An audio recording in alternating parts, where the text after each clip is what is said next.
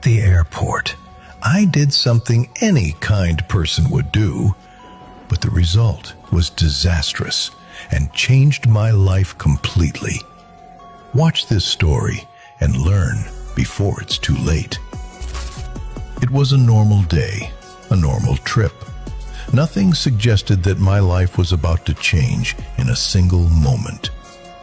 As I was heading toward the airport entrance, I heard an elderly woman calling me from behind. She asked for a simple favor, just to find her son's number on her phone. I stopped and helped her. I found the number, but she had no credit, so she asked me to call him from my phone. I did. She said, "I've arrived at the airport. Everything is fine." She hung up, and I continued on my way. But she didn't stop. She followed me and asked if I was heading to Paris. I said yes. She said she was too, and asked me to help her carry her suitcase. There was something strange about her, but I ignored it, and her old age made me drop all my doubts without thinking. We walked together. She talked, asked about my name, my job, my life. Normal questions. Until we reached security. Everything went smoothly, until the moment that destroyed everything. She placed her suitcase on the scanner. The officer looked at me and asked, "Is this your bag?" I answered confidently, "No, I'm just helping this lady." She looked at me for a few seconds, smiled, then said, "No, it's his bag.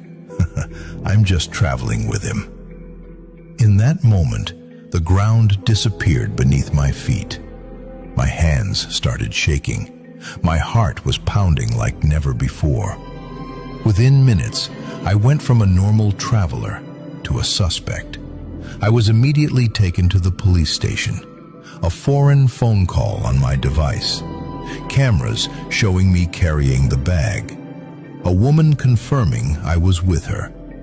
Every piece of evidence was screaming, "Guilty." I went through intense interrogations, fear, and breakdown. I was even taken to the hospital because of my condition. But the one thing that saved me, my story never changed. Same details, same truth, no matter the pressure.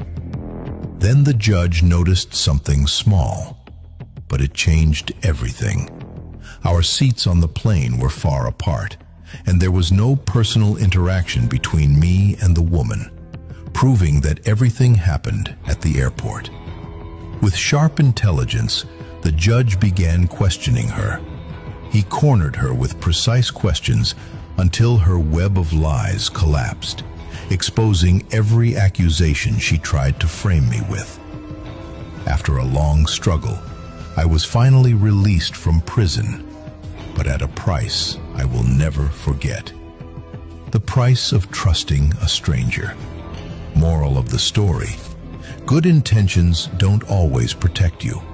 Sometimes helping the wrong person can destroy your life. Be kind, but be aware. That's why I shared my story, not for sympathy, but as a lesson. Be careful, extremely careful.